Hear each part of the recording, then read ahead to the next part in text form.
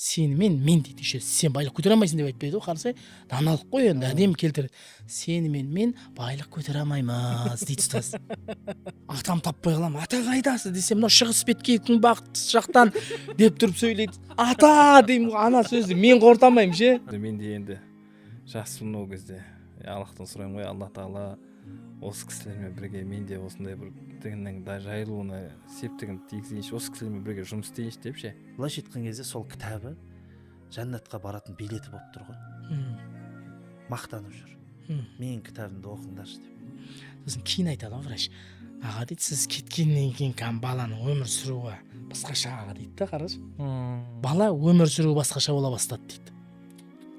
Мен мешітке бара алмаймын әлі дейді. Мен мешітке бармаймын дейді. Неге кетсем? Мен кішкене әлі жаңа боқтақ қоятын бар, темекі шегіп қоятын бар, анауым бар, мынауым бар дейді да.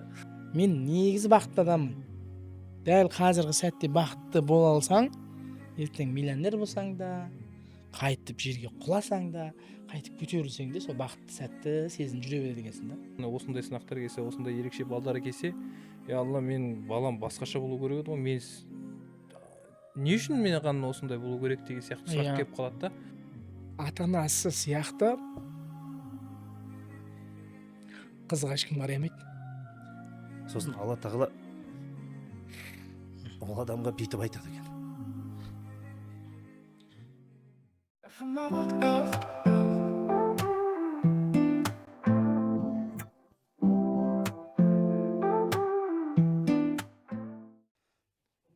Сонымен соған дейінгі нәрсең уайыммен жек қоясың да.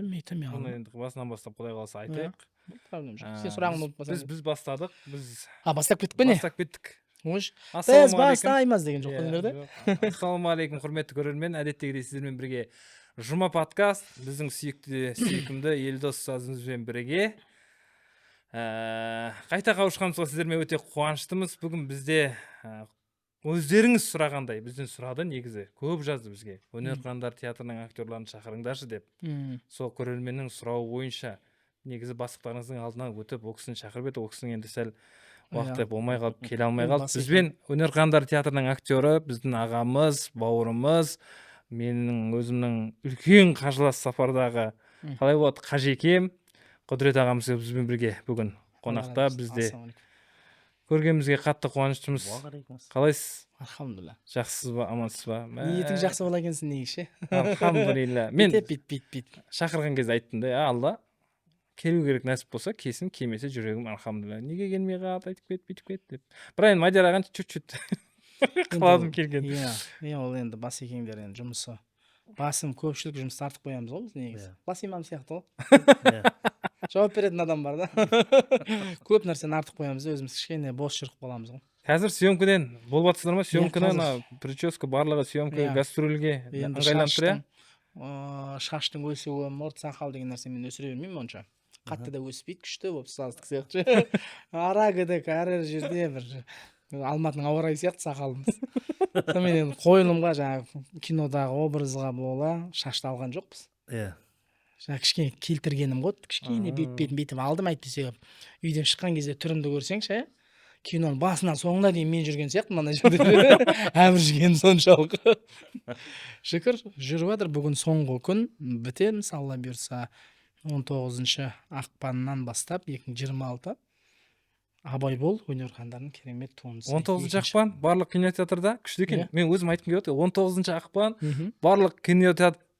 барлық Қазақстан қалаларының кинотеатрларында Абай бол атты өнер қырандары ұжымының жаңа туындысы. Киноны жарнамалаған күшті екен.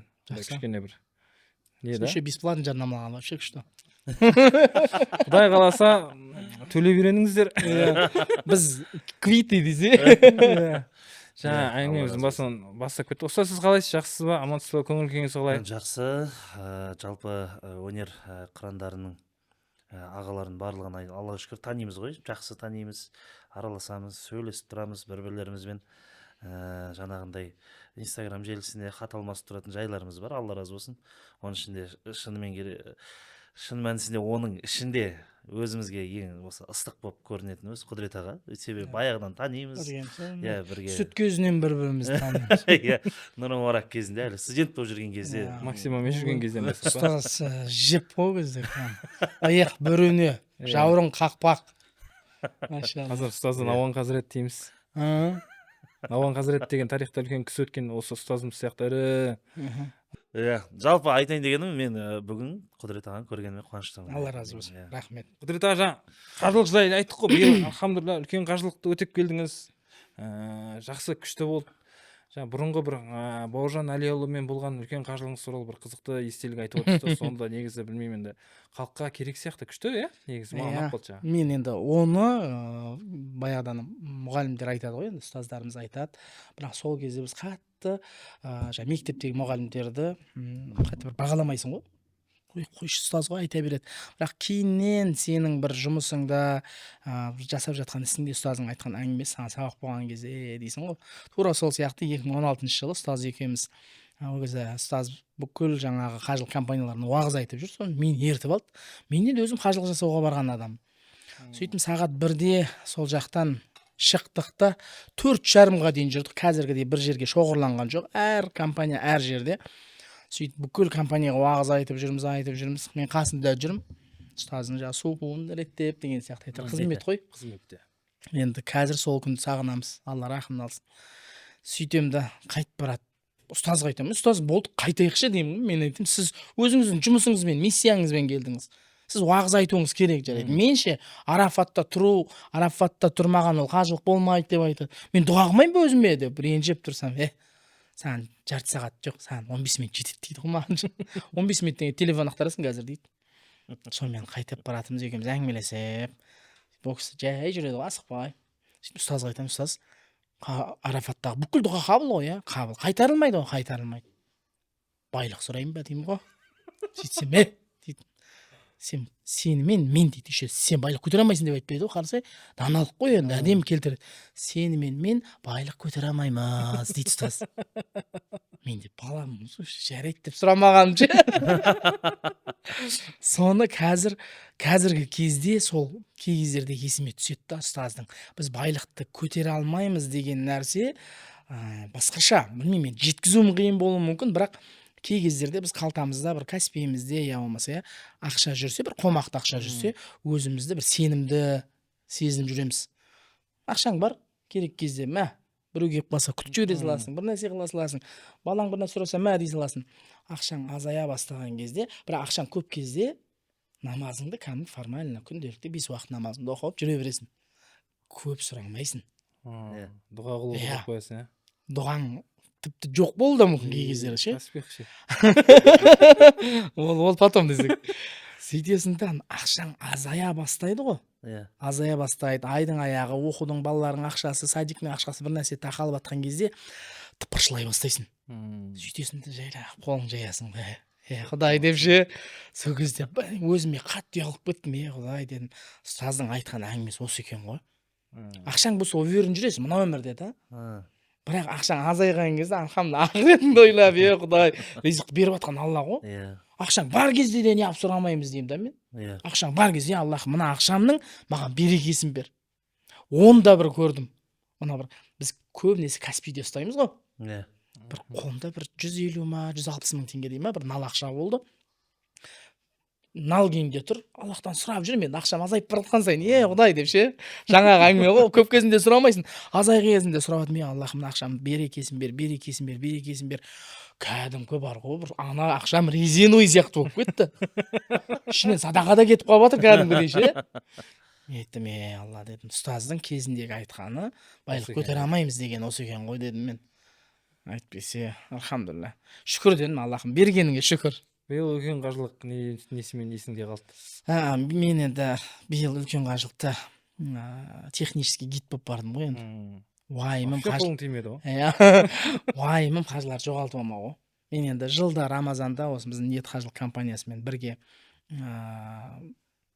Рамазан айында бір қажыларға қызмет етіп қайтайын, бір сауапты амал жасап қайтайын, бір нәпсімді шырылдатайын. Ол жерде сен өнер адамысың ба, құдіретсің ба қарамайды. айналайын гит сүргін қайда менің деп постелімді ауыстырып бер деп ше Жұмаш кәдімгі. қоя тұр. Иә кәдімгі үйде негізі аптасына бір-ақ рет постель ауыстырамыз ғой негізі ше тіпті кәдімгі 2 аптаға дейін кетіп қалады ғой ана жақта 2 күн сайын постель ауыстырады бәрі ше ауыстыру керек екен деген сияқты нәрсе тұрады. Сол кезде кәдімгі нәпсің шырылдайды, бірақ алхамдулилля қажыларға қызмет етіп, соңында күшті болып қайтасың. Тура сол сияқты биыл қажылыққа бару нәсіп болды. Уайымым енді қажылықта Мина бар, Арафат бар, ол жақта іздеп табу кішкене қиындау. Тура неден қорықтым, сол нәрседен сыналдым ғой.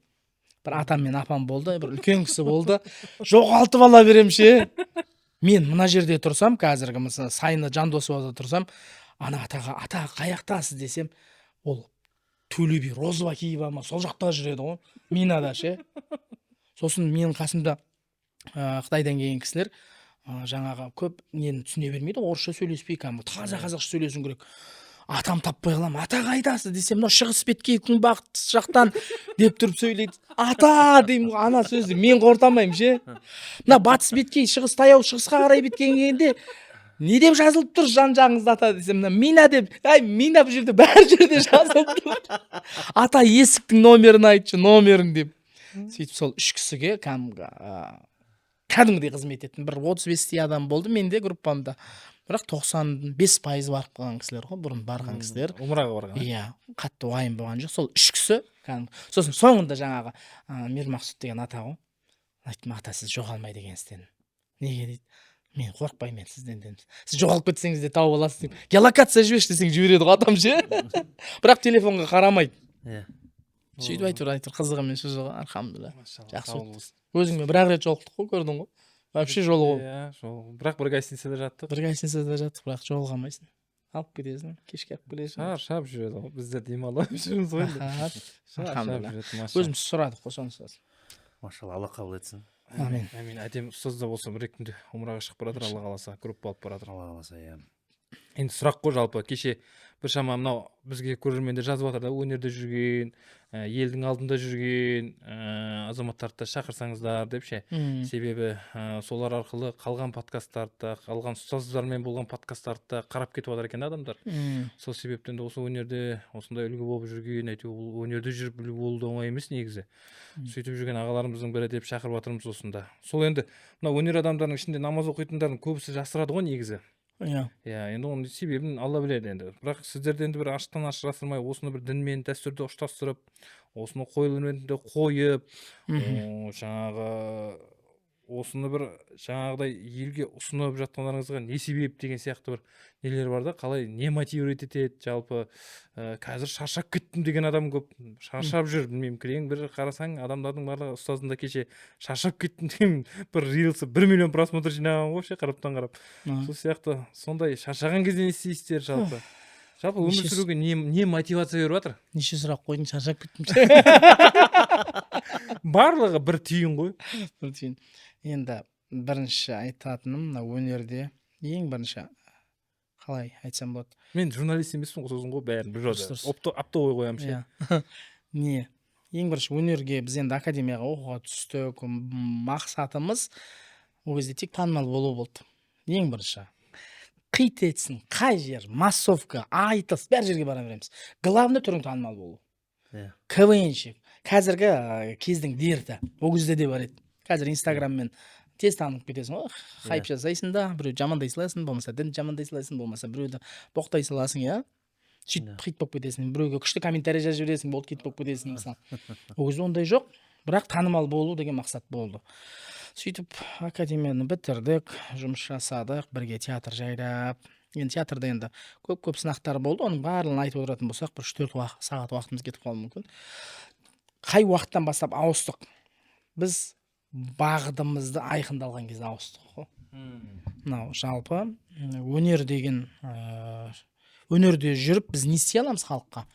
Қалай пайдалы бола аламыз? Қалай пайдалы бола аламыз? Сөйтіп жақсылыққа шақырсақ, жамандықтан қайтарсақ, өзіміз намазға енді келіп жатқан кезіміз анау дұрыс емес екен. Сол баяғы ата-бабамыздың айтып кеткені ғой, сол жаман болады, ұят болады, обал болады деген сияқты. Соның айналасында бүйтіп келдік та, осы өнерімізбен дұрыс дүние жасайық. Шоу деген нәрсеге де қатты көңіл бөле бермейік, шоу жасайық, бірақ бір халық бір нәрсені түйіп кететіндей болса, оның ішінде біздің былай келуімізге де біздің ұстаздарымыз ғой қазір осы Оралхан ұстаз бастаған, Орынбасар ұстаз бастаған біздің енді басты Сол кезде әкеміз болып кетті ғой сол кезде. кеңесетін, ақылдасатын Орынбасар ұстазымыз, оның шәкірттерін білесіздер қазір, Оралхан ұстаз, Қасым ұстаз, жаңағы Берік ұстаз, білесіз ғой Таугөлде. Иә, Ермек ұстаз мысалы. Сол ұстаз неге барып жүріп, өзі Алла тағала бүйтіп алып келді ғой. Алып келді, сонымен не істейміз, халыққа бір пайда берейік. 2 сағат концерт береміз, 2 сағат концерттің ішінде бір адам бір нәрсені түйіп кетпейтін болса, әшейін ха-ха-ха, ху-ху-ху күліп кете беретін болса, біз ертең осы 2 сағат берген уақытымызға жауап беретін болсақ, не айтамыз деген ойлар қатты мазалай бастағаннан кейін театрдың бағытын жай өзгерте бастадық. Басында халық түсінген жоқ, дін сықақ театр болып кетті ма, бұл не болып кетті, өнердегі көп ағаларымыз түсінбей жүрді. Сендер өнердесіңдер, өнерді паш етулерің керек, мына жағынан деген сияқты. Біз мына жағынан. Басында енді бірінші жылы берген концертіміз 6 ай эфирге шыққан жоқ, арасында бір аят кетіп қалған үшін. Сондай сияқты мәселелер болды. Сонымен оның да бір қайыры бар ғой, енді біз білмейміз, бірақ біз ашуланып неғып шықпай жатыр деп ше, бірақ әдемі уақытта шықты. Одан кейін екінші концертіміз 31-ші арнада болды, ең бірінші. Біздің берекелі мереке. Рамазан айындағы бір дәстүрлі халық күтетін. Оның өзі де келуі де, мысалы, әр мерекенің өзінің бір шақыртушысы бар. Жаңа жыл келе жатқан кезде бір ай бұрын дайындалады. Валентинаң бар ма, басқаң бар ма, бәріне дайындалады. Не уже біздің жаңа Рамазан айына бір дайындық алдын ала. Ескертуші сияқты, бір жаршы сияқты бір нәрсе істемейміз. Сөйттік та берекелі мерекемен осы біздің діни басқармамен келісе отырып, осы как раз біздің Бауыржан ұстазымыз Әлиұлы редактор, жазасын, бір тексереді, мына жерлерді дұрыстаңдар. Сөйтіп бірінші берекелі мереке бір кетті ғой. Сонымен халық түсіну қалай болады деген уайым болды шынымды айтқанда. Біз енді всегда юмор, пародия, банк күлкі, әнші, анада әнші де аз, юмор да қатты көп емес, бірақ айтар ойы бар, мейірім бар, халық жылай алады. Жиза бар еді ғой. Жиза бар ана жерде. Сөйтті да 31-ші каналға ұсындық қой бұл концерт. Сөйтті да 31-ші канал кәдімгі бүкіл каналдардың рейтингін басып кетті сол жылы. Енді Алланың қалауы ғой енді. Кәдімгі 31-ші каналда бастығы аты кім еді, ұмытып қалдым. Сол кісінің әкесі айтады екен, бізді көреді екен да. Сенің арнаңда, баласына айтады екен, сен арнаңда бір дұрыс көретін нәрсе жоқ деп ше. Бір дұрыс көретін нәрсе жоқ сенің. Мәні бар, мағынасы бар, дұрыс бір нәрсе жоқ дейді. Сөйтіп біздің концертті әке шешесі көреді ана кісінің. Еще 31-дің рейтингі кәдімгі четко береді сол жылы. Сөйтіп әкесі айтады, міне жақсы дүние енді шықты деп ше. Сонымен 31-мен жаңағы басшысымен меморандум келісіп, сол біраз концертімізді ұрды ғой. Әйтпесе мынандай пайдалы дүние арасында аяттар кетіп қалады, хадистер кетіп қалады. Оны эфирден беру деген нәрсе өте қиын. Сондай енді ниетімізді дұрыстадық, танымалдылық емес, сол аз ғана танымалдылығымызбен халыққа пайдалы болу деген өткіздік, ауыстырдық, сонымен кетті ғой қарай, Аллаға шүкір. Бір жағынан құлшылықта осы дінде жүргендерімізді емін-еркін, жаңағы ашық, ешқандай ұялмай, жасырмай. Енді бізде бұндай проблема қатты болған жоқ, енді біз намаз оқимыз, бізге қиын болатын шығар деп. Біз енді бәр жерде открыто айта беретінбіз, бәр жерде біз енді бір адам емеспіз ғой, бір жерге барып патихария оқи салатын ше. Біз кәдімгі 10 шақты адам жүреміз бір жерге барсақ. Сөйтеміз де намаз оқылар, намаз оқылар, парт ол кезде кәдімгі дәреттің суын шашып тұрып, мен дәрет албадым дегендей. Сөйтесің 10 адам намазға кетіп қаласың ана жерде. Деп тұрып қалады бәрі халық. Жоқ, бізде жасыру деген нәрсе болған жоқ, бірақ наоборот сол намазхан екенімізді жаңағы намаз оқып тұрып жұмыста істей беру керек екенін бір халыққа бір кішігірім бір түсіндіріп кеткен сияқты болдық па деп ойлаймын. Әйтпесе намаз оқитын адам міндетті түрде светло-голубой көйлек кию керек, темно-синий шалбар кию керек, еще стойкий воротник болу керек деген сияқты нәрсе жоқ қой. Ондай образ жоқ қой. Смокингпен тұра бер мысалы, намаз оқи беруге болады сосын. Әлде болмай ма дейсің? Деп ұстаз отқанды ұмытып кеткенсің ба? Жоқ, бұл жерде анандай ғой, негізінде андай көп өнер адамдарымен енді білеміз ғой, енді танимыз, әншілер де бар, актерлар да бар. Ал неге жасырады, өйткені кейбір кезде анау жұрттың сын пікірлерінен де қорқады. Иә. Өйткені ол да білет, өзінің кемшіліктерін білет, өзінің кейбір кезде жаңағындай шалыс басып, анда-санда сол жаққа қарай аяғы шалыс басып кетіп жатқан өзі білет, өзі қателесіп жатқан жерлерін білет.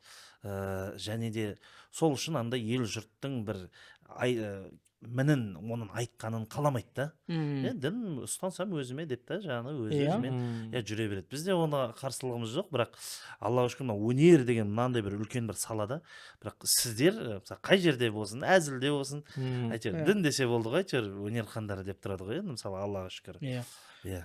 Бізде ана жаңа әңгімеңіз есіме түсіп кетті. Бізде де уайым болады негізі. Ана ой, өнер хандары бұлар намаздағылар ғой, арасында бұлардың әрқайсының 3-4 әйелі бар екен дегеннен де кетіп қалады әңгімелер ше. Ой құдай, соған достойны болу керек еді деп ойлап қояды. Ана адамды өтірік шырмай деп ше. Бізде бәрімізде бір әйелден. Сонымен осы не ана арманчик деген видеолар шықты ғой, ең берекелі мерекеге дейін.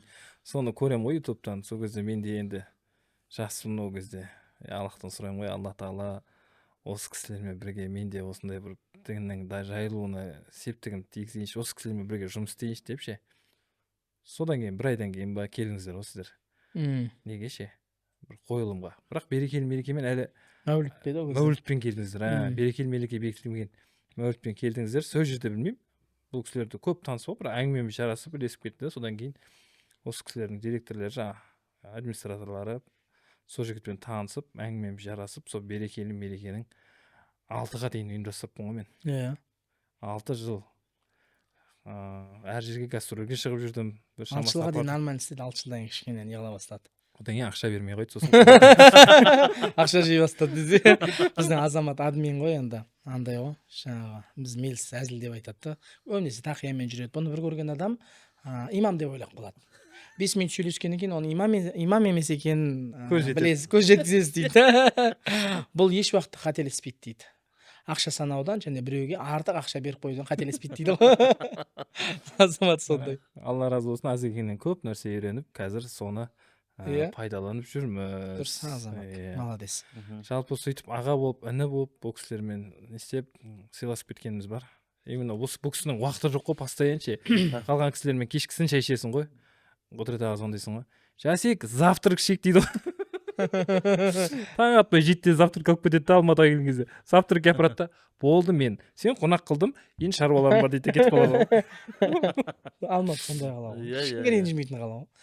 Бәрінің бір квартирасы сияқты. Ауылға болсаң енді, пожалуйста, келе бер, велосипедпен қаңғырып жүре бересің ше ауылда. Алматыда. Бірақ соны Алматының ішінен уақыт табуда ол. Алла разы болсын. Құдай берекет берсін. Мен жаңа ғана ұстаздың айтқан әңгімесін жалғастыра салғым келіп тұр. Ана бізде семейде бір Жанарбек деген бір ағамыз бар. Өте бір білімді жігіт ше. Ананың қасында отырсаң тыңдап отыра бергің келе береді. Осы Ринат Зайытов бәрі сол бір поколенияның нелері, өзі ақын, өзі мұғалім, өзі. Сол айтады да, мен өзім шәкірттерім дейді, оқушыларыма айтам дейді. Бір адамды үлгі тұтып үйреніңдер. Мына өнер адамының аттарын айтпай қой, мына кісіні үлгі тұтыңдар, қандай жақсы адам деп айтып аламын да, уайымдап жүрем, ана адам бұзылып кетпесе екен деп дейді. Енді қазір өнер хандар сендерді айтып жүрмін, бұзылып кетпеңдер дейді ғой.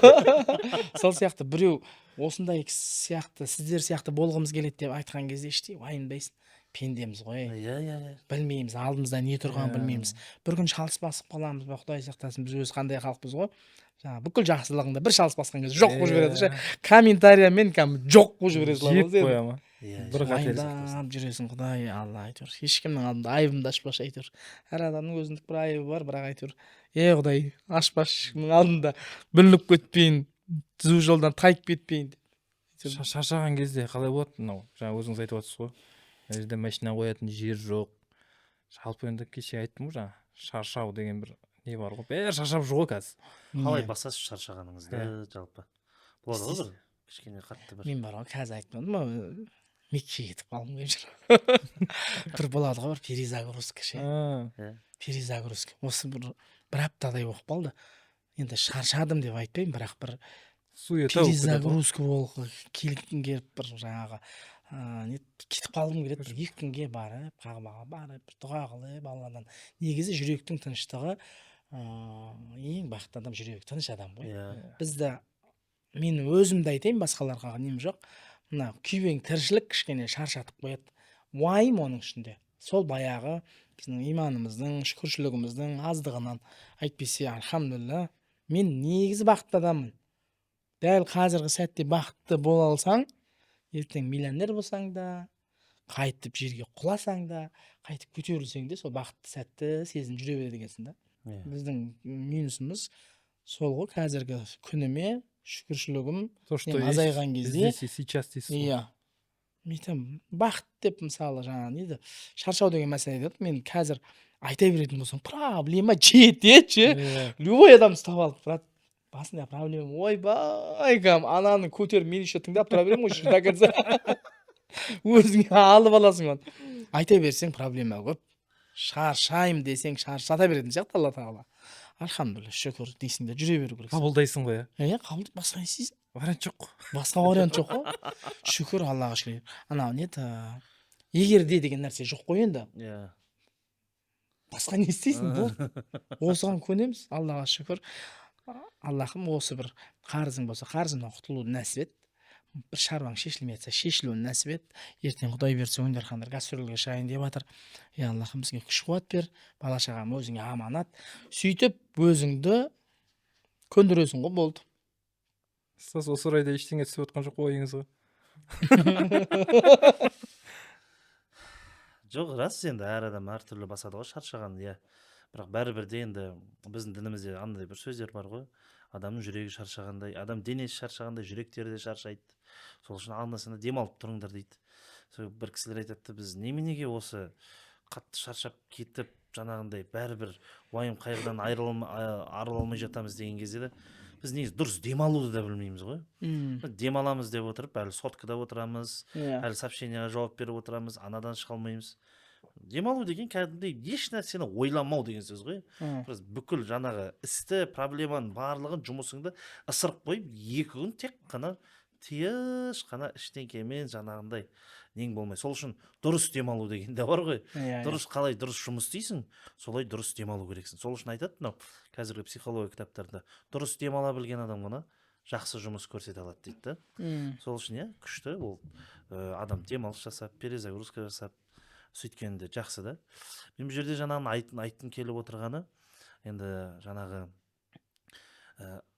берекелі мереке деген сияқты адамдарға әйтеуір пайдамызды тигізейік деп кішкене болсын бір ой салайық, біреу жамандығын тастайды шығар, біреу бір жақсы жолға түсіп кететін шығар деген нәрсемен оны өзімізде жаңағы ютубтан кейбір кезде қойылымдарыңызды қараған кезде комментарийді кейде оқып атасың ғой.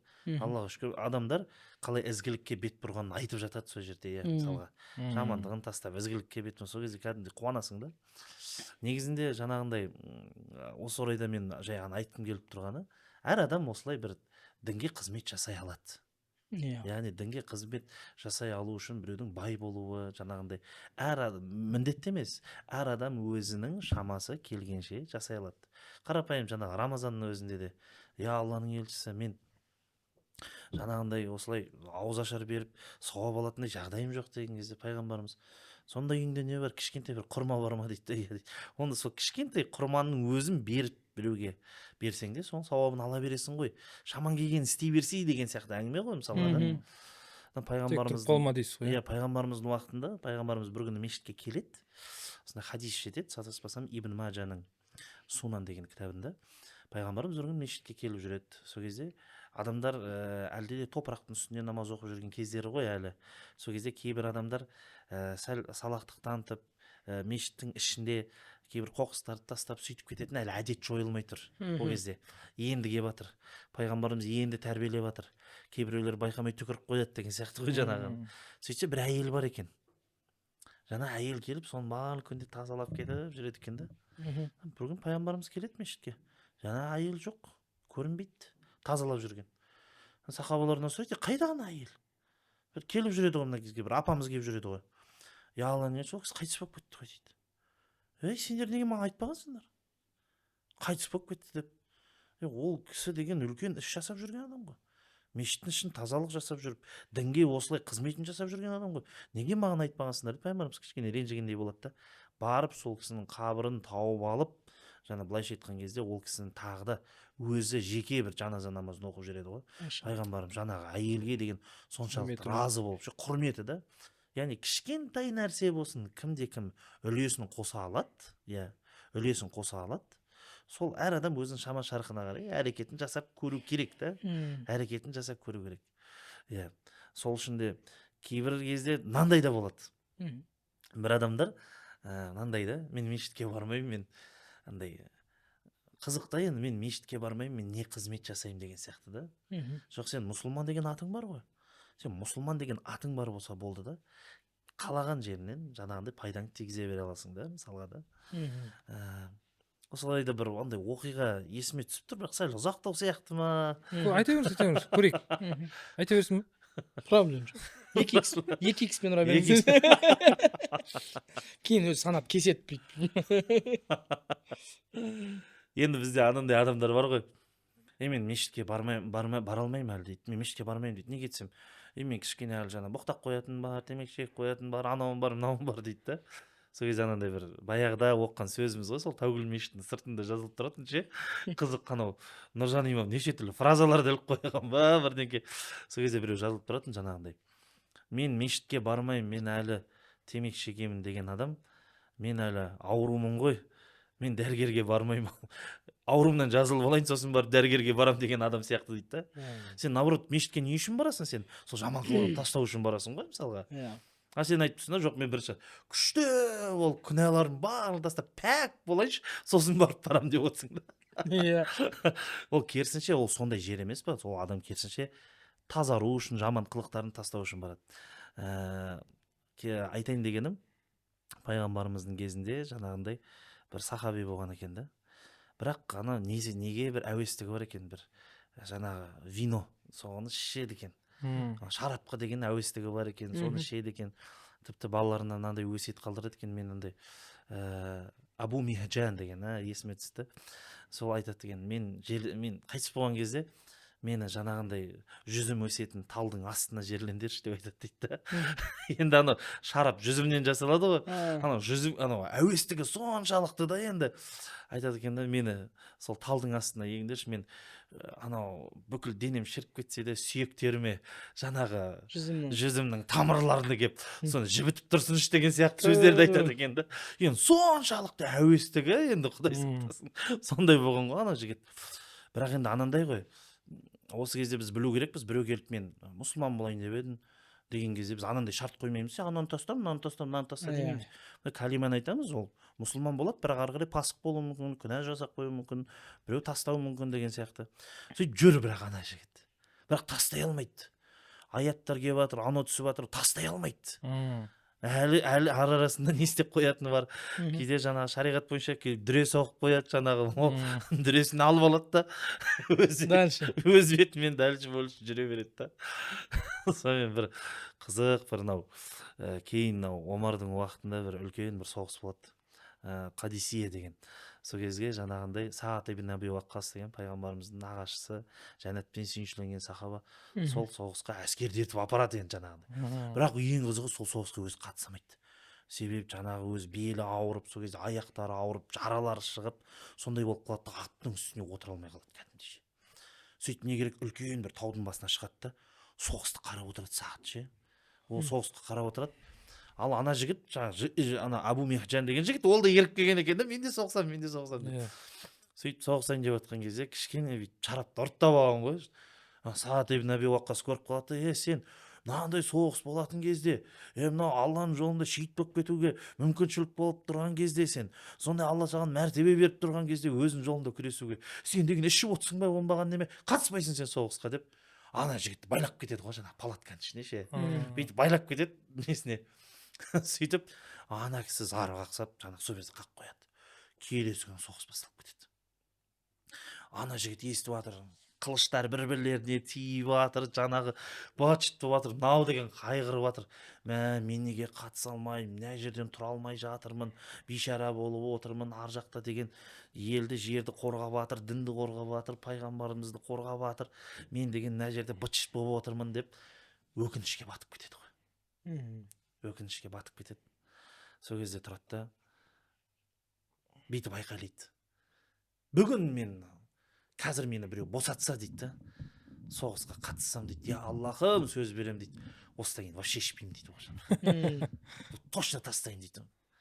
Шын, я Аллахым ішпеймін, вообще жоламаймын анау шарап деген нәрсеге деп айтады.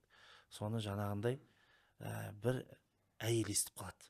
Енді ол уақытта әйелдер де жүреді, жаңағы қызмет жасап, тамағын істеп, медбикелер сияқты қызметтерін атқарады ғой енді ол кезде де, соғыс уақытында. Сол кезде жаңа бір әйелге айтады, мен босатшы дейді. Мен босатпаймын сізді, басшымыз байлап кетті ғой дейді. Босатшы, мен қазір тірі келсем дейді, қайттан байлап қоясың мен дейді. Мен қайттан байлап қоясың, өлсем өлемін, енді тірі келсем қайттан байлап қоясың. Мен осыдан ешқашан шарап ішпеймін деп өз-өзіме сөз беріп отырмын. Мені босатшы деп айтады. Сосын әне әйел келісіп, бір сол кезде оны босатып жүреді. Сол кезде жаңағы соғысамай кеткен Сағат бар ғой, соның өзінің аты болады Аль-Байқа деген. Ол сонымен ғана соғысады екен да. Ана сол Сағат ибн Аби Уаққастың атына мініп алады да, бетін жауып алады да, бүйтіп қойып, ал кет соғысады ғой. Сағат ибн Аби Уаққас бүйтіп қарап тұрмын дейді да, мынау Абу Михжан ғой мынау, ана менің атым ғой анау деп. Тураны біледі, өзінің атын қалай шабуыл жасайтынын, қалай қашатынын, қалай не істейді. Қайта қарап, ана Абу Михжан ғой, мынау менің Аль-Байқа деген атым ғой деп, қайта қарап сөйтіп не істейді екен да, жаңағы ше.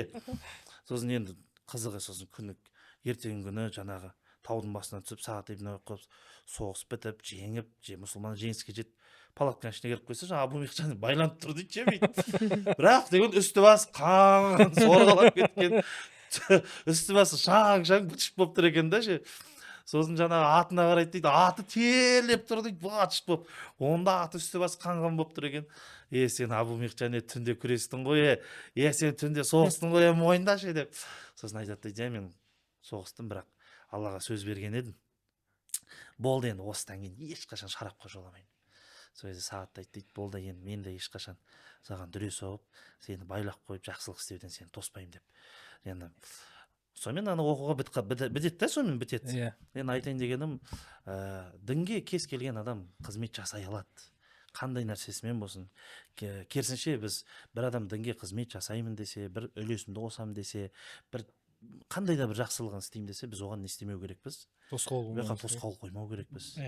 Мешітке келіп тұрған адамға ешқашан мешіттің есігін жаңағындай жабық деп айтып, оны қуып жіберіп, сен бірінші бүйтіп ал, сен бірінші сөйтіп ал деген нәрсені айтпау керекпіз. Бәлкім сол арқылы алдағы уақытта түзеліп, дұрысталып, жаман әдеттерін тастап кететін шығар деген сияқты нәрсе ғой енді айтайын дегенім. Дұрыс. Осы орайда ойыңызға қызық оқиға келіп отқан жоқ па? Осымен бітіреміз ғой, подкаст бітті. Жалпы мен бір Ержігіт деген досым бар. Ержігіт деген досым бар. Тура жаңа әңгіме ғой. Айтатым, досым намаз оқысай деп. Сосын ол айтады маған, досым дейді, мен намаз оқимын дейді. Бірақ мен дейді, ол енді андай боғау сөз қоспай дейді, өзінің қосатын ба, мя деген сияқты сөздер бар. Мен мя сөз қоспай оқимын осыдан досым, көресің дейтін.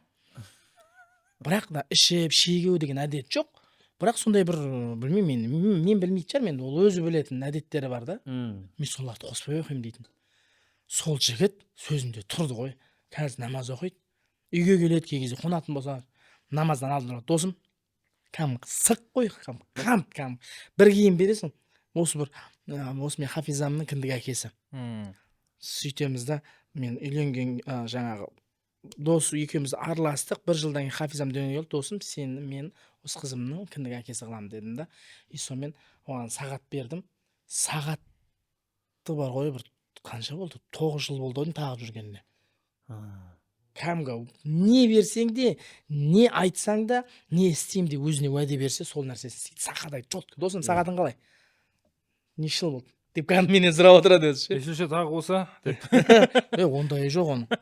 Намазды уақытында ғой, сақадай. Мәшинесінің артында жай намазымен, дәретімен. Қазір неде тұрады? Жаңағы түрген бар ғой, түрген. Сол жерде медресе салынып жатыр. Үлкен медресе. Соның басқасында жүр қазір. Досым, мен қатты подписчигім жоқ, бірақ сен кішкене көмектесші маған деп ше. Сөйтіп ана медресе мен бір барып жарнама жасап бердім. Үлкен бір брошенный мектеп, медресе болып отыр қазір сол. Өзінің бір бір көшенің баласы болған ғой кезінде ше. Бірақ не істеп жүрген білмейсің, бірақ темада жүреді, ол сенде ше. Ровно жүреді. досым, намазың уақыты келді, досым. Все, дәретіңді алшы. Бұл. Сен дәрет алып шығам деген жол айнаның алдында тұрады шашын туырлап ше. Болдың ба, досым? Перфекционист па? Иә, қанат айт дейді. Шықшы сен иманың маған қарады. Досым, давай. Имандыққа шықпайды. Неге? Шық, досым. Сен маған қарағанда. Сосын кей кездерде мына машинеде отырып, ешкімге білдіртпей өзіңше Құран оқып отырасың ғой бүйтіп. Параңнан қалып кетіп бара жатқан кездеріңде өзі сөйтіп отырсаң, досым, дауысын шығарып оқышы, тыңдап отырайын дейді ғой ше. Мен айтамын, досым деймін да. Андай ғой. 2 ай көрмей қалатын кездер болады. Қазір бір жаңағы Алматыда жаңағы сияқты ғой, ренжи береді ғой. Хабарласпайсың, көріспейсің, бір нәрсе. Мен айтамын, дос, осы ер жігіттей болсын деймін да, кей кезде Алла біз ойлағаннан жақсы етсін, бірақ 2 айдан кейін звондайсың, досым, қалайсың, амансың ба? Жақсымын, досым, өзің қалайсың? Болды. Бәрі дұрыс па? Дұрыс. Досым, бәрі дұрыс. Чет. Құдай қаласа өзім бір көк келініп алайын. Өзімнің әңгімесі бар, көк келініп алайын, жаққа өтіп қайтамын дейді. Болды, досым. Ренжімейтін, хабарласпайсың сен, басқа. Есеп қисапсыз ба? Есеп қисапсыз. Досым, көмегің керек болып тұр. Болды. Азынан кешке дейін до конца.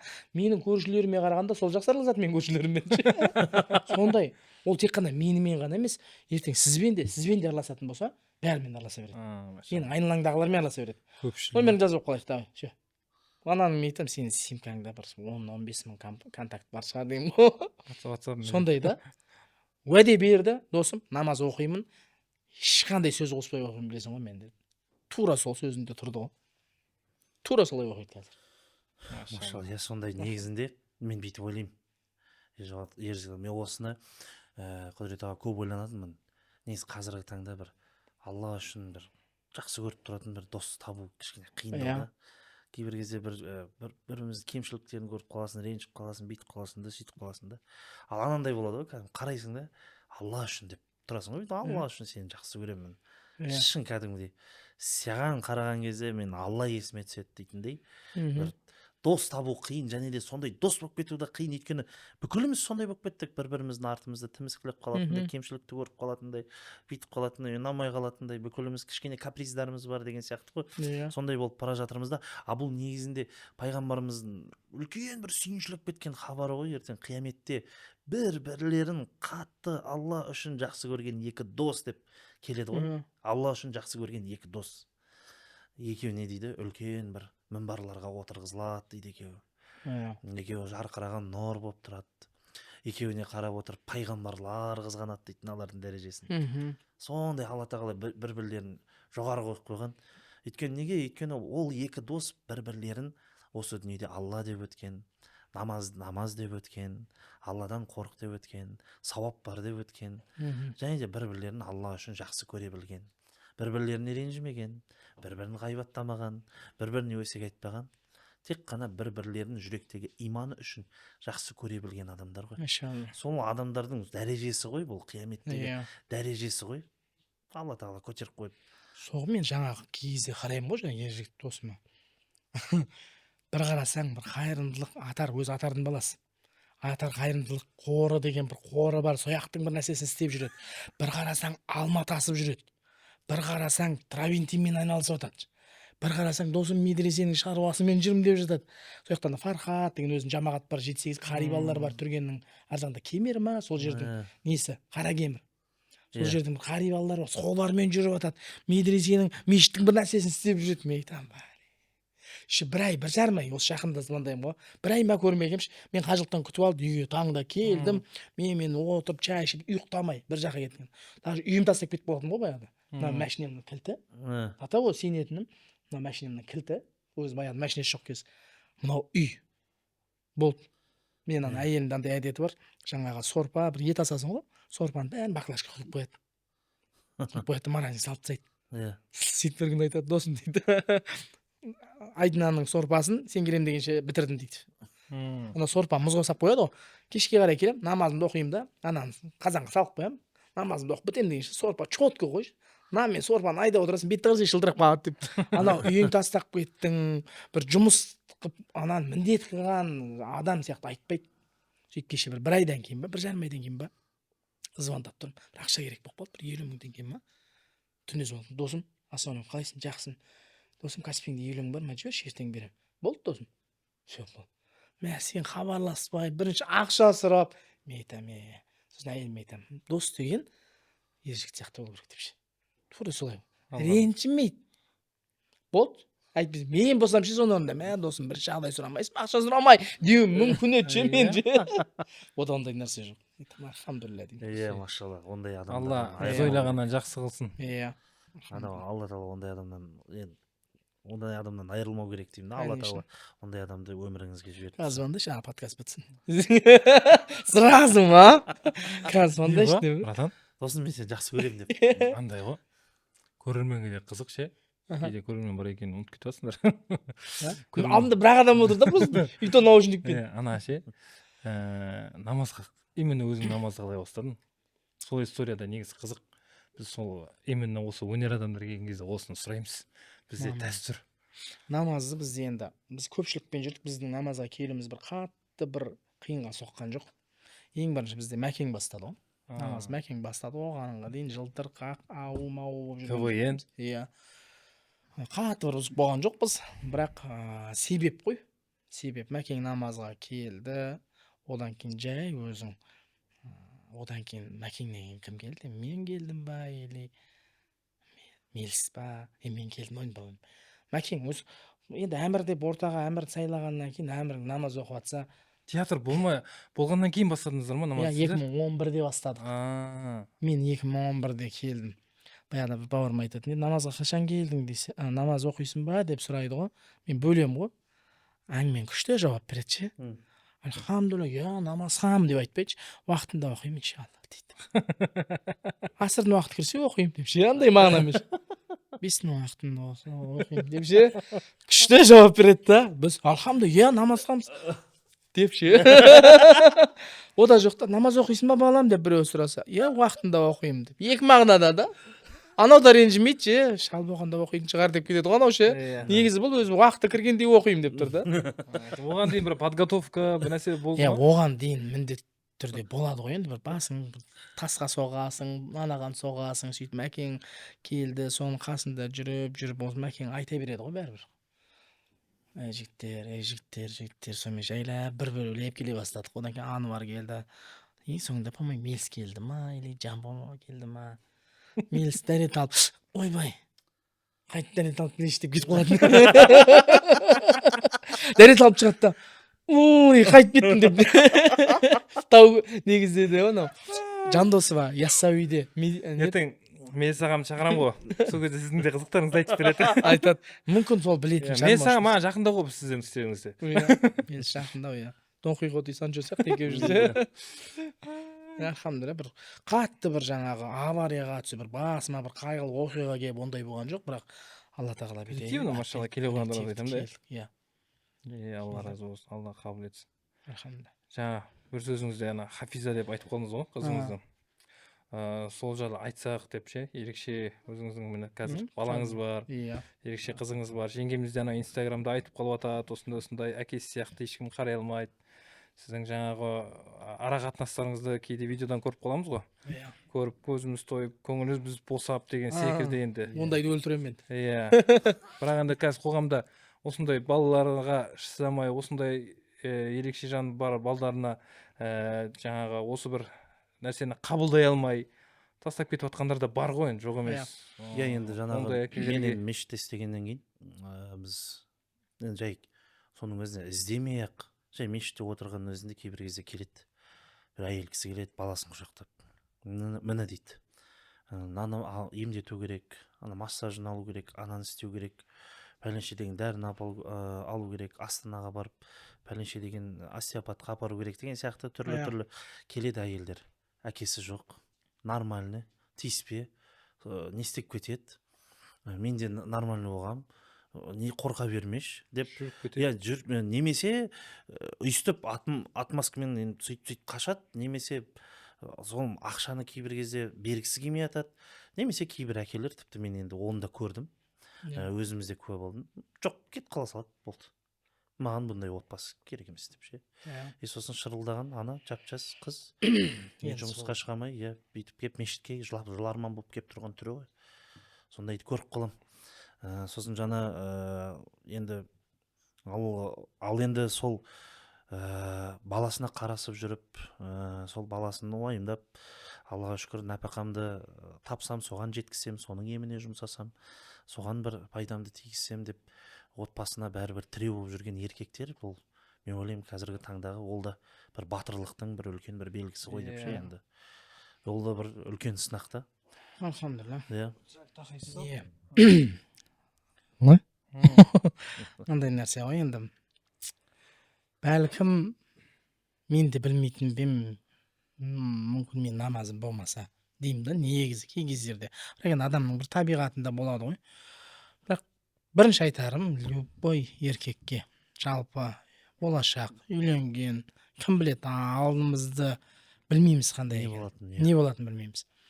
Бірақ білу керек, сен бір проблемадан, егер де Алланың берген бір сынағын проблема қабылдасаң, одан қашсаң, одан үлкені тұрады сағанша. Одан да үлкені тұрады. Мен көріп те жүрмін. Кетіп қалған ер адамдарды да білемін. Оның өмірі оңғанын байқаған жоқпын. Кейбір жігіттерді білем, сен маған әйелін кінәлаған, менің тұқымымда жоқ. Сен маған инвалид бала туып бердің. Менің тұқымымда жоқ бұндай. Маған дені сау, бала керек деп кейін кетіп үйленіп, әлі балалы болмай жүрген адамдарды білем. Оған да зар болып қалып отыр. Иә. Соған да зар болып қалып жатқандар бар. Мен де Алланың бір, енді осы мен ұстап тұрған бір дінім шығар деп ойлаймын. Иә. Бірінші ұстап тұрған. Одан кейін өзіміз енді балаға деген ешқандай ата-ана баласын жек көрмейді ғой. Балаға деген махаббатыңмен дінің екеуі бір-бірімен ұштасып, кәдімгі плотно Алланың берген бір сынағын күліп қарсы алсаң, ары қарай проблема болмайды саған. Естиме деп кәдімгі вай деп қабылдайтын болсаң, болды ғой, кеттің ғой ары қарай, да, конца ғой. Басында думкаға кірдің ба, да, конца кетіп қаласың. Біз енді басында босанатын кезде де маған айтқан, босанды, сосын енді медицина тілімен айтқанда врачебная ошибка деп атайды бұны. Иә. Бірақ енді біздің шариғатпен Алланың бір сынағы. Сөйтеміз да, маған айтты, сен қызың өмір сүре алмайды деді. Больницада жатыр. Ерте босанып қойды. Больницада жатыр. Сосын тұрдым да, 6 рет уже жаңа қан құйылды, жаңаға легочное кровотечение дейді, кровоизлияние, біраз нәрсе болып кетті ана жерде. Мен ондай диагнозын көбісін қазір айтып отыратын болсам, Қандай уақыттың ішінде біраз нәрсе болып кетті. бір аптаның ішінде. Иә, сөйттім да, мен тұрдым да, мен ойладым, мен шынымен Алла тағала егер өмірін алатын болса, дәл қазір өмірге келді ғой, мен атын қояйыншы. Мен Хафиза деп ат қойғым келіп жүрген. Әйеліміз екеуміз ақылдасып, Хафиза. Сөйттім да, қалай азан шақырып атын қойып кетемін деп ойлап жүрмін ғой енді. Кіргізбейді ғой мен андай неге. Балаң камер анимацияда жатыр, ол жерге кіргізбейді сені, вообще жақындатпайды. Сіз жаңа врачтан айтқанды қабылдап қойдыңыз. Иә, хотя бы ат қойып кетейін деп тұрсыз ғой, иә? Хотя бы ат қояйыншы дедім, мен дүниеге келді ғой. Балаңыздың уже кетіп қалатынын қабылдап қойып тұрсыз. Иә, мен уже болды, врачтар енді саған кәдімгі түсіндіріп айтқан кезде, енді түсінесің ғой. Сөйттім дедім, мен азан шақырайын барып дедім. Сөйтіп сол күні именно Орамалда бір қыз болатын. Турчанка ма еді, қазақ па еді. Сол қызға айттым. Білесің ғой сен дедім. Азан шақырып ат қояйыншы қызыма. Ары қарай Аллаға тапсырамыз. Егер Алла өмірін берсе, өмір сүреді, өмірін бермесе, Алла болды, ешқандай. Бірақ зат атын қойдым, дүние есігін ашты, дем алып жатыр қазір, көріп тұрсың. Сөйтіп кеттім, азан шақырдым, атын қойдым. Сосын кейін айтады ғой врач. Аға дейді, сіз кеткеннен кейін баланың өмір сүруі басқаша аға дейді да, қараш. Бала өмір сүруі басқаша бола бастады дейді. Кәдімгі дәрілерге реагировать етіп бастаған ғой. Мынау Турчанка болатын, сол аты, мен әлі ұмытпаймын сол кісіні. Неді? Мынау кішкентай неді? Недоношенный балаларға жаңағы неонатолог қалай? Жоқ, аты басқаша болады. Ол хирург, нәрседен де вообще не недоношенный балалардың тамырын тауып салатындар бар ғой. Эндокринолог. Жоқ, ана. В общем, сол кісімен, сол кісі айтады ғой, маған айтады, сен жаңағы дәрі, бала кәм күресіп жатыр дейді ғой. Мен дәрі салам дейді. Обратный маған не береді дейді. Реакция береді дейді бала. Кәм қызым ше, кәм өмір сүруге құлшынысы 5 жыл ана қыздың. Сөйтем да, мен айтам, кейін әйеліме айтам ғой. Әйелім сыртта, ананың дұғасы қабыл ғой. Айтам, ай сенің дұғаң қабыл болып кетті осы жерде деймін. Неге дейді? Әйелім жылап жүр ғой енді қасында. Бір ай жүрміз, қасында квартира жалдап алғанбыз, кіргізбейді ғой енді ішкен. барамыз. әйелдің жылағаны да сізге Иә. енді Енді оңай емес қой. енді Екеуі екі иә, жақтан. ол жылап мен қасында дейтін болсам, ол вообще сынып кетеді ғой. Сосын мен өзім білдіртпеймін, әйтеуір іштей барып, машинеге барып, дұға қылып тұрып, жылап аласың да қайтып келіп кетесің ғой. Иә. Сөйтем да әйеліме айтамын, әйелім сыртта жүр, алла дейді ғой, баламның өмірін берші, мен өмір бақи көтеріп жүруге дайынмын дейді ғой. Мен айтамын, сен дұғаны қабыл дейді, қазір қызым оңға келді, әлі көтеріп жүрсің деймін ғой. Мен айтамын, дұғаны да жасаған кезде дұрыстап жасамайсың ба деймін ғой. Ол кейіннен біліп жатыр ол нәрсені. Сосын кейін врачтар айтты, нет, 6 ай өмір сүреді. Это растение деді ғой. Кәдімгідей ше, врачтар да жестко ғой. Айта салады. Енді олар хладнокровно болмаса да болмайды енді. Иә, ол кәдімгі ол нет жаңағы врачтардың тілімен айтқан кезде менің қызымның өмір сүру 6 ай өмір сүру. Ол идей 6 айдың ішінде сен даже оған как гүлге су құйған сияқты құйып жүресің. Мен айтамын, ол сенің қолыңда емес дедім врачқа. Ол сенің қолыңда емес. Сен өзіңнің жасайтын нәрсеңді жаса, жаңағы дәріңді сал, уколыңды сал, қалғанын мен Аллаға тапсыра салам болды. Бүйтім қазір сол врачтарды көрсем айтамын, мына қызымды көрдің бе, оңға келді қазір. Алхамдулилля. Орнынан тұрмаса да, жатпаса да, бірақ Алла тағала әйтеуір беріп қойған бір, мен айтамын ғой, несібе деймін ғой қызымды. Бүйтем, менің екінші аты бар, бұның Хафизаның екінші аты несібелі. Осы Хафизама келген кезде проблема бәрі шешіліп кете береді ғой. Машалла. Хафизаның, мысалы, мен баяғыда ақыр әңгіме басталды ғой. Десең, ана 2000 Хафизаға дейін мен тойды ұрдым ғой кәдімгі. Алланың несі. Әбет кеш. Коттедж бастап жатырмын мына жақтан. Асыл Арманнан 2 бөлмелі үй алып алғам. Астында көлігім бар. Кәдімгі чотко келатырмын. Баяғы Максималар білесің ғой? Максиманың ішінде ең чоткий, қымбаты 98 панорама артында. Менікі еще, шабьем еще. Бүйтіп келатам да қызым туылған кезде уже ем керек қой. И фык сатылып жатыр ғой, бәр нәрсе жайлап вообще. Сосын кейіннен уже халал тойға кеттім. Халал тойға кеткен кезде де уайым болып жүрді. Жаңағы Бауыржан ұстазбен қажылыққа барған кезім, осы дұғамен барғам сол кезде. Халал барам, Қағбаға барам, Аллаға дұға қылам, уәде берем, келем, болды, арақ тойды тастаймын. Тек халал тойға шығам. Сөйтіп кеттік. Содан кейін еще бұрындар мысалы 1,5 миллиондық расход болатын болса менің 3 ай сайын. Халал тойға кеткеннен кейін кәдімгі 2 есе 3 есе өсіп кетті расходым. Бірақ Хафизаға келген кезде шешіліп кетеді ғой. Ақша таппай атам.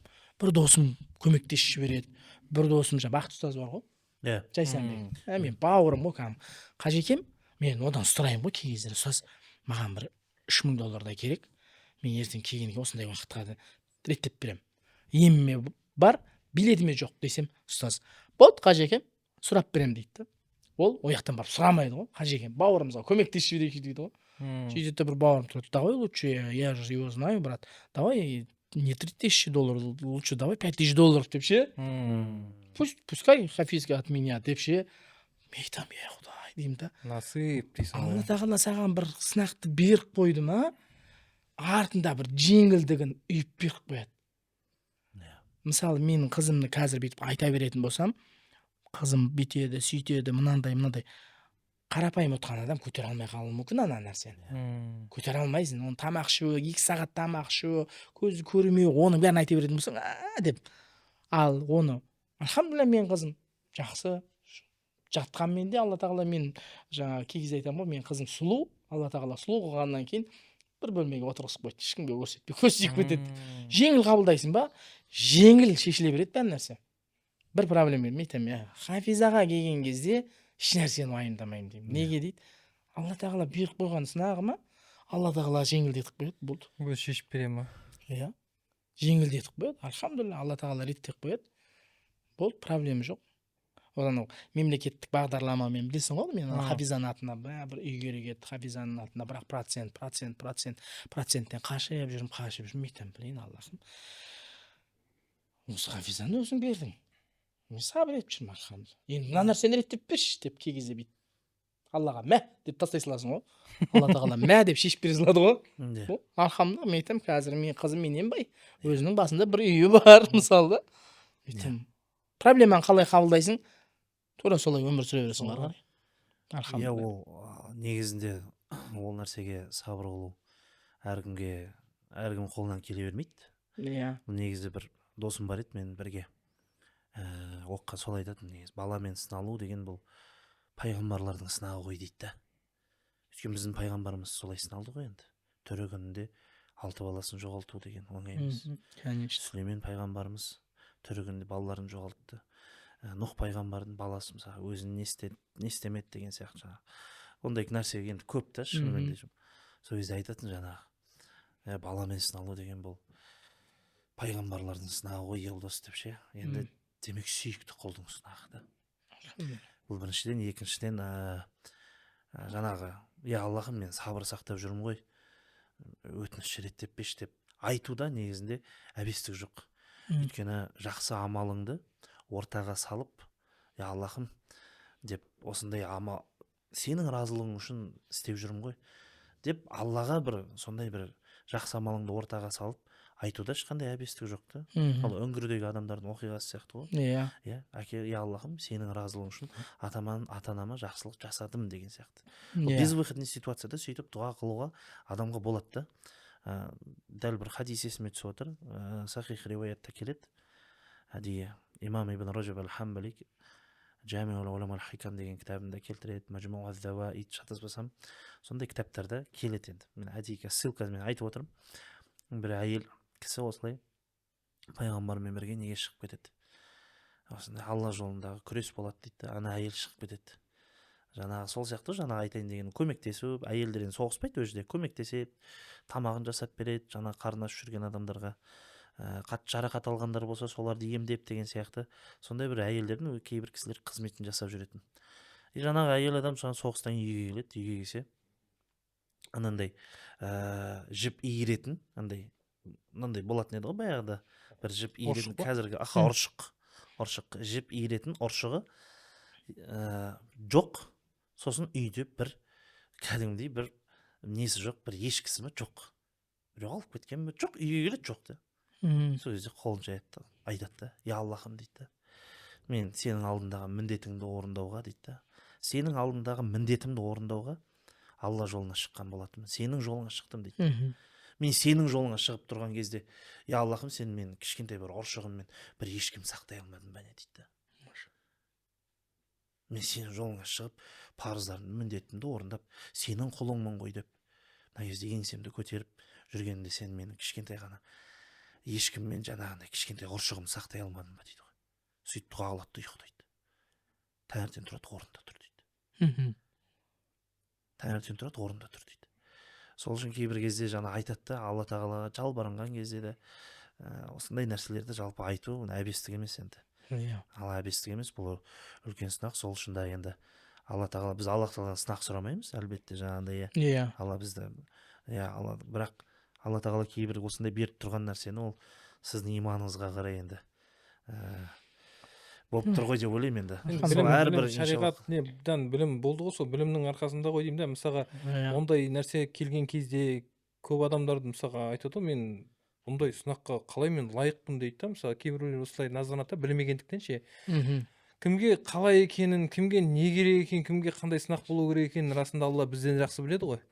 Бірақ кейбір адамдар осыны білмегендіктен жаңағыдайға сұраққа тап болады да, яғни осындай сынақтар келсе, осындай ерекше балдары келсе, Алла, мен балам басқаша болу керек еді ғой, мен не үшін маған осындай болу керек деген сияқты сұрақ келіп қалады да. Сол себепті де көп кісілер көтере алмай қалады ше. Сол уақытта негізі уже ол кім, Хадиша дүниеге келем дегенше, Хафиза дүниеге келем дегенше мешітке барып, сол жамағаттың арасында бір тұрақты түрде білім алғаныңыз, кішкене оқығаныңыз, тоққаныңыз өзінше бір көмектесті ғой. 2015-те ғой, мен бұл қызым 16-та толды, 2015-те ең бірінші мен жаңағы неге барып келдім ғой, Меккеге барып келгенмін ең бірінші. Умра ма? 2015-те үлкенім Әлиім бар кез. Әлиімде де осындай проблемалар болған. Әлиімде де, Әлиімнің үлкен баламның диагнозын, үлкен конструктор Меккенің несін құрастыратын ғой. Умра ұтып алып жүрген балам. Сол баламның ода да бір диагноз болды өзі. Мен айтам ғой, жаңағы мен өзім ауыра бермеймін. Көпше ауырсам көтере алмаймын. Мен Алла тағала біледі ғой менің шама жарқымды ше. Мен бала шағаммен сынақ қояды. Үлкен баламмен де оның диагнозындағы балалар қайтыс болып кеткен.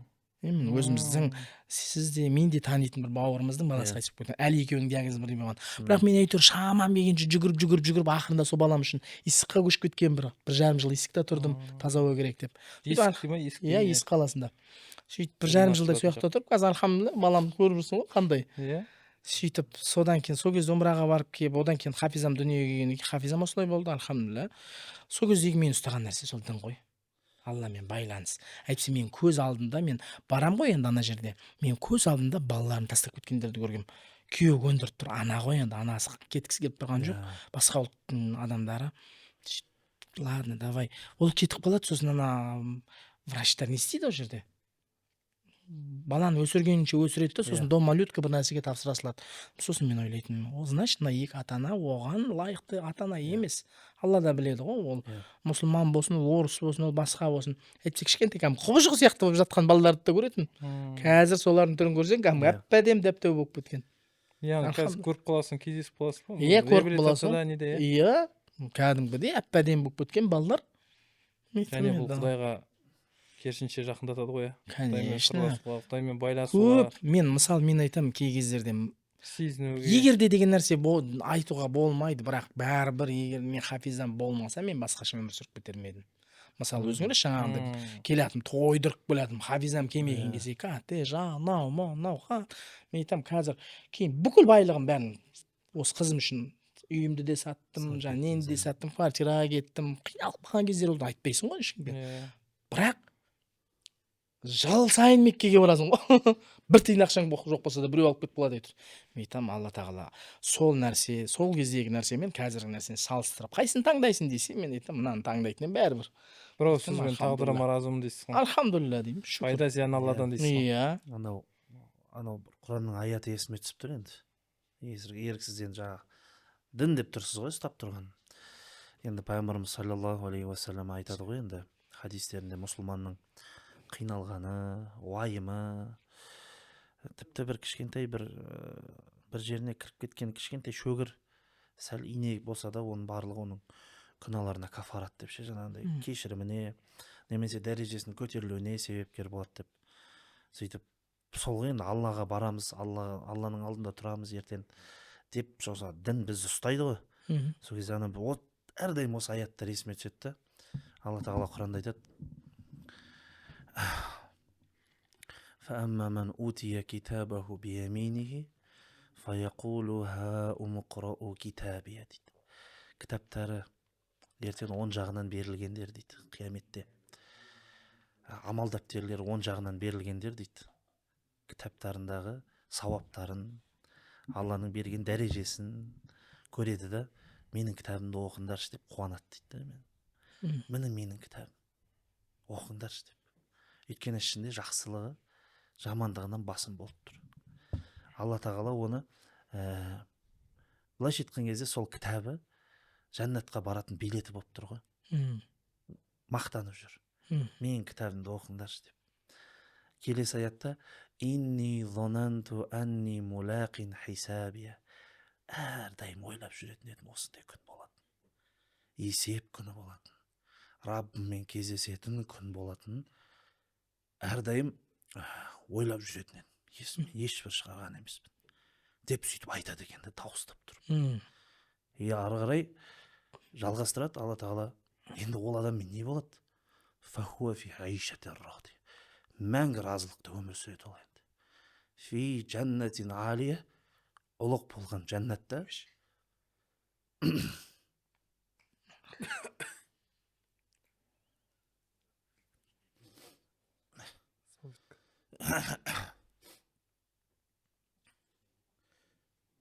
Мәңгілік разылықта, ұлық болған жәннатта, құтуфуха дания, жемістері салбыраған, алдыңа кеп тұратын. Сосын Алла тағала ол адамға бүйтіп айтады екен: же, іш, ас болсын. Фима аслафтум фил айямил холия. Яғни өтіп кеткен өміріңде сабыр қылғаның үшін, істеген амалдарың үшін же, іш, ас болсын деп айтады екен. братан, короче, сен жылаттың бізді. Біз анау не ғой, Негізі біздің бірінші рет бұл подкастта мынандай отқан. альхамдулилля.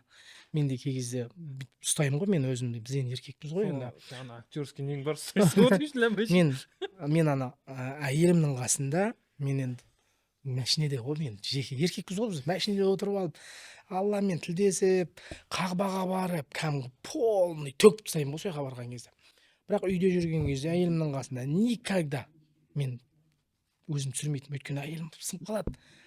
Мен айтамын, әйел адам әлсіз ғой, ол өзін тастап жіберуі мүмкін. Мен айтамын, альхамдулилля, кезде әңгіме қыламын ғой, ей менің қызым сұлу ғой, сұлу болғаннан кейін мен үйде ешкімнің көзі түсіп кетпесін деп Хафизамды үйге отырғызып қойды.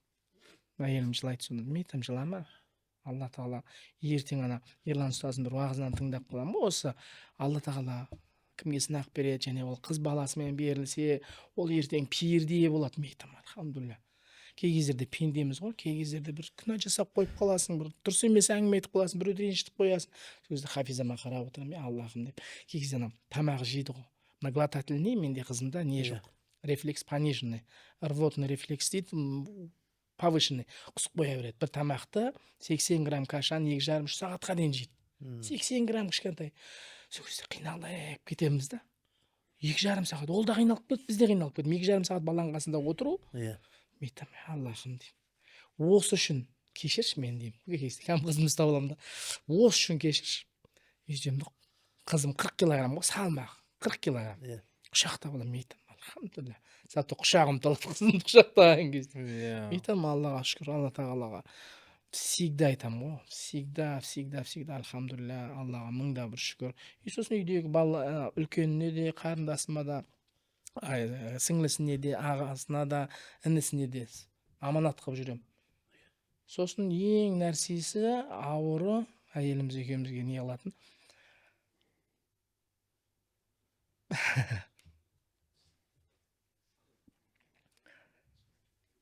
Қалай айтсам болады? Ата-анасы сияқты қызға ешкім қарай алмайды. Мен айтамын, бірінші мен кетіп қалмайыншы деймін ғой.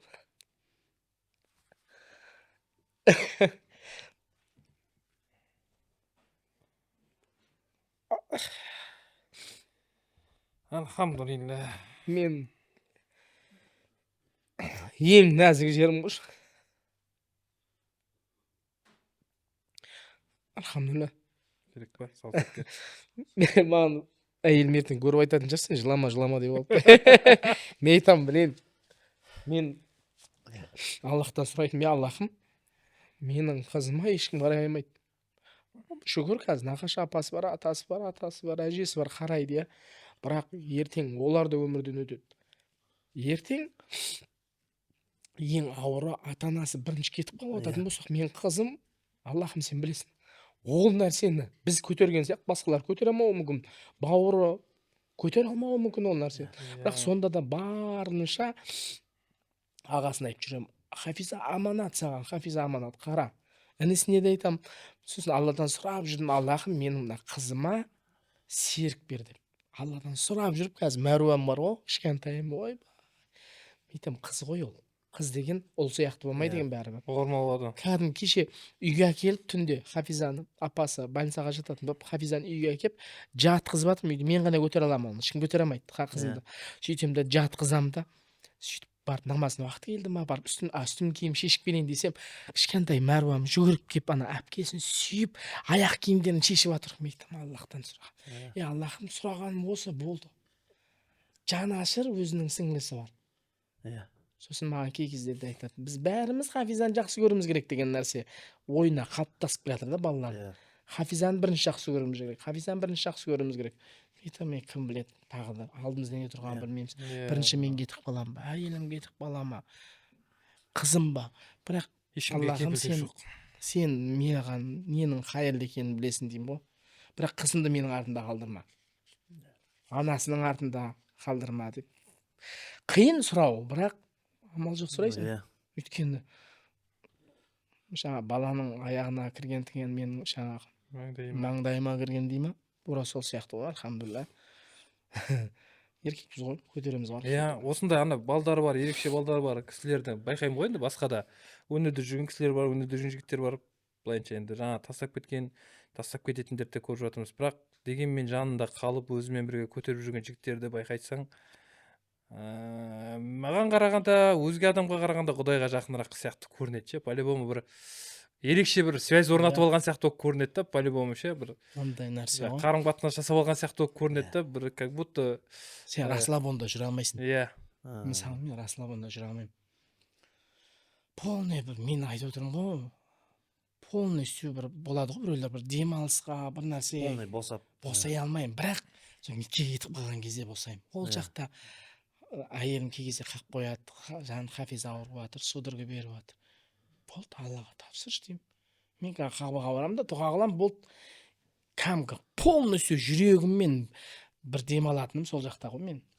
Осы жақта жүргенде всегда уайыммен жүресің. Мысалы, неге бара бересіңдер дегендегі мысалы қазір түнде де мысалы Хафиза үйде ма, қазір түнде де ертерек қайтуға тырысып ойланып отырасың. Неге? Өйткені әйелім көтере алмайды оны, қызымды. Оған ауыр уже жылдан жылға. Сосын кей кезде қызым ұрсам, ей қызым, сен уже 10-ға келдің. Сен папаң қашан шомылдырып жүреді? Әурет деген нәрсе болады десем жаңағыда. Дейтім, айтам, сен өстің. Давай, сен өзің шомыл ары қарай деп ше. Айтам, альхамдулилля. Расслабон жасағың келеді, но бірақ всегда бір уайым тұрады. Бірақ сол құтқаратын нәрсе Алланың алдындағы әйтеуір. Аллахымның бір мына нәрсені сен неге істемедің десе, Аллахым менің бір себебім бар ғой деп айта аламын ғой деген нәрсе тұрады да іште. Иә, дәл солай ғой, дәл солай, иә. Альхамдулилля. подкастқа жазады да енді Елдос жазады, подкаст комментарий жазады. Осы подкаст жасаған кезде де көп жаңа нені айтамыз ғой, сынақтар жайлы болып кетті да. Жалпы негізі тақырыпты біз басшы подкастты бастаған кезде негізі тек діни ақпарат беру үшін жасадық, негізі бастап солай жасалып кетті. Кейіннен сынақтар жайлы кетті да. Адамның барлығы өмірде сынақта. Бұл өмір мазасыз, анау баласымен, мынау шағасымен, байлығымен, ақшасымен сыналып жатыр деп жасалды, айтылды да бір неде. Сол жақсы таралып кетті. Содан кейін осы сынақтар жайлы не істеген кезде адамдар осындай дүниелерді, осындай адамдар өздеріндегі өмірлік тәжірибелерін, өмірлік жаңағы осындай жағдайларын бөліскен кезде өздерін көреді да. Иә. И өздеріне керегін алады. И содан жеңілдік табады. Сондай сол жағынан пайдалы болады да. Сол кезде енді одан бөлек сосын осы кім сіздің енді білеміз ғой, өзіңіз көріп жүрміз, жаңа Инстаграмнан көріп жүрміз, не істеп жүрміз, былайша да өмірде де таныспыз, араласамыз. Сол жағдайды мүмкін айтып көрсек болады. Айтып көрсек қалай болады екен. Бір жағынан ыңғайсызданасың, сол енді рұқсат сұрап отқаным сол да. Бір жағынан мен Инстаграмға да салып жүре беремін. Мен айтамын, мен альхамдулилля қоғамнан бөлмеуіміз керек та. Қалшабек Абай деген ағамыз бар ғой. Абайтанушы бауыржан. Мен өте бір сөздерін кәдімгі жақсы көремін. Мірдің оғындай. Иә. Мүмкіндігі шектеулі деп айтамыз ғой біз. Мүмкіндігі шектеулі деген айтқан адамның өзінің мүмкіндігі шектеусіз әусіра дейді. Қарашы қандай сөздер ше. Мүмкіндігім ауыр. Сосын мен айтамын, мен қызыма қарайында, альхамдулилля, сен маған қарағанда менікі ғой негізі шектеулі ше. Көп нәрсе істей алмаймын ше. Бәріміздікі шектеулі, бәрінің бір шектеуі бар. Өмірдің де бір шектеуі бар, сенің де бір границаларың бар шектелетін. Бірақ мен айтамын, қоғамнан бөліп тастамауымыз керек та бұндай. Иә. Мен айтамын, қызым салып, бүйтіп, сөйтіп жүремін. Сосын көбісі сұрайтыны жазады ғой енді, қандай әкесіз бір нәрсе. Әкелердің бәрінде бар қасиеті ол нәрсе деймін да. Біреу көрсете алады, біреу көрсете алмайды. Мен енді кішкене жүрегім жұмсақ болғаннан кейін мен барынша көрсетуге тырысамын. Әрбір әке ол баласы қыз үшін кәдімгі в ответе. Бірақ именно осындай сынаққа тап болатын ер адамдарға айтатын, әйел адам әлсіз болады. Еркек тұру керек та сол кезде қасында. Әйелің жыласа сен жылама. Әйелің қиналса сен қиналма, білдіртпе вообще. Альхамдулилля, Алла саған беріп қойды ма, болды, шешімі бар. Болды, достоин тұра берсей, болды. Біз ер адамдар кішкене әлсіздік танытып қоямыз. Сол әдеттегі, сол баяғы айналып келген кезде дін болмағаннан кейін мешайт ететін сол нәрсе. Егер де мен ана жаңағы тастап кетіп жатқандар, басқа қылып жатқандар, егер де ол намазхан болса, ол тастамайтын еді деп ойлаймын. Дінді түсінсе ма? Иә, дінді түсінсе ол Алланың беріп тұрған сынағын ол сразу қабылдайды, ол басқа болсын, қандай болсын ше. Дін болмағаннан кейін менің Соға Енді білмегеннен жаңағы кейін менің әулетімде жоқ нәрсе сен қаяқтан әкеліп тұрсың деген әңгімені айту үшін не жестко жүрек керек сияқты. Субханалла. Сол үшін альхамдулилля Алланың берген әрбір қиыншылығы артында жақсылығы бар деген нәрсе. Жаңа Біз риск жеңілдетіп- мәселесінде де ана Қайрат Тұрманбаев ұстаз айтады ғой, сол видеосында көріп қалғанмын. Риск әртүрлі болады. Бір рисктарды барып өзің іздейсің. Бір ризықтарды жарты жолға дейін өзің іздейсің, ол сені іздейді. Бір ризықтар бар, түгелімен сенің ахуалыңа қарап іздейді деген секілді. Иә. Сіз айтып жатсыз ғой. Оның үйде жатса да проблемасы, керек болған қаржысы өзінен өзі шешіліп кетеді деп ше. Иә. Алланың кеңдігі ғой деймін да. Конечно. Алла өзінің ситуациясына қарап, жаңағы қарындасымыздың өзінің жағдайына қарап, оның ризық мәселелерін өзі реттеп қойып жатыр да. Сондықтан жаңағы кейде дүние қуып соған беріліп жатқан дүние арқылы біз кей кездері өмір сүріп кетіп жатырмыз. шарапатымен өмір сүріп кетеміз да. Иә. Мен ана таңғалатыным 2015-ке қызым туылғанға дейінгі тапқан табысын енді альхамдулилля тура солай кете беретін болсам мен қазір бір четко болып жүрер ме едім деген нәрсеге кетіп қаламыз ғой пендешілікпен қазір ше. Жоқ, бірақ сол нәрсені маған кім айтты, біреу айтты да, маған ұстаз айтты маған. Сен сол уақытқа дейін тапқан арақтан енді тапқан ақшаң бәрін Алла тағала тазалап тастады ғой дейді да. Тазалап тастады. Мен айттым альхамдулилля. Шүкір деймін, болды. Одан арғары, одан жаңағы бір сенің көңіліңді жайландыратын қандай әңгіме керек? Болды ғой. Айтам, қызыма кей кездерде бүйтіп ауырып, не қылып қалған кезде мен айтам, альхамдулилля. Алла біледі, бізге ненің қайырлы екенін шүкір. Не ғой? Енді адамдар ойлаймын, Алла сіздерге жеңілдік берсін. Алла тағала Құдай қаласа аңсаған, алға қойған мақсаттарыңызға жетуде Алла бір жәрдемдесін. Бізді көрген көрермендер, тыңдап жатқан кісілер де біраз ғибрат алып, өмірін бір саралап, түйіп алып, кейбір кезде бала шағасы жаңағындай алдында жүрген балалар ойнап күліп жүгіріп жүрсе де соның қадірін түсінбей жатқан кішкене адамдар болады, солар бір қадірін түсініп қалса, сынақ болып келіп жатқан адамдар сол сынақты өзіміздей жаңағындай жеңілдікпен қарсы алса, Алла тағала барына жәрдемші болсын. Амин. Құдай қаласа. Жалпы не ғой? Театрға қанша жыл болды?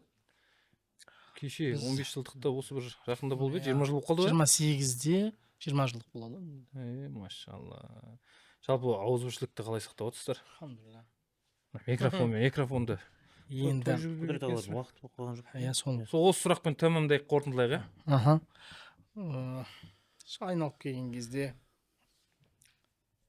айналып келген кезде сол дін деп айтамын мен.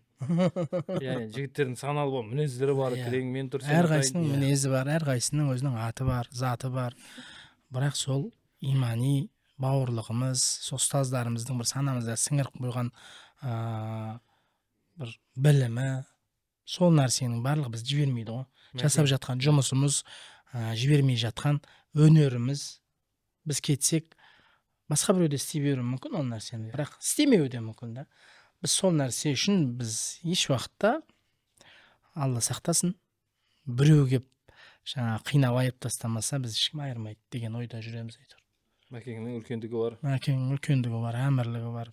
Арамызда бәріміз енді бір топ жиналыс арасынан өздерің әмір сайлап алыңдар. Өзіміз сайладық, соны бас иеміз, соны айтқанымен жүреміз. Естідік, бойы сұмдық деп. Сізге көп рахмет келгеніңізге. Енді әлі де айтып, әңгіме айта беруге болатын еді, бірақ Құдірет ағаның келесі жерде съемкасы бар, тағы да бір дайындықтары бар. Сондықтан осынау қарбалас күннің арасынан уақыт тауып бізді қолдап, мен енді звондап жатырмын ғой, кеше Мадияр аға шақырдым, Мадияр аға айтты, мен съемкіде боламын, анада боламын, мен босамаймын деді. Мадияр аға енді жасы үлкен ғой, ойдай үлкен, мен енді оған не істей алмаймын. Енді братан, мен сәл неміз бар да, братан, мен саған еркелеп тұрмын деймін да. Білмеймін деймін да, сен қалай табасың уақытты. Бір нәрсе қылып кеш деймін да. Өйткені бізде жаңағыдай ғой, қаражат жаратып келесің мына жаққа, оның бәрін реттейсің, не істейсің, сондықтан келгеннен кейін бір нәрсе жасап кеткенді де қалайсың, басқа қалада тұрғаннан кейін сөйтіп еркелеймін дейді. Менің еркелігім деп тұрмын ғой, бұл кісіде бір ауыз сөзім жетелей қалмай, жасик болды, кешке деген ғой, жаңа жазып тұр, сағат түске дейді ғой, болды. Алланың қалауымен, Алланың сәтімен өзі бір болды, айттық, білмеймін, біраз дүние айттық деп ойлаймын. Ғибрат алатын адам енді ғибрат аласыздар, комментарияны жазып, қолдап, демеп, жаңағы осы жаңа жазылу керек болған дүниелерге жазылып, реттестіріп қоя берерсіздер. Сіздермен бір тағы да қайта қауышуға асықпыз. Амандықта. Алла разы болсын. Көп-көп рахмет. жақсылықта жолығайық ұстаз.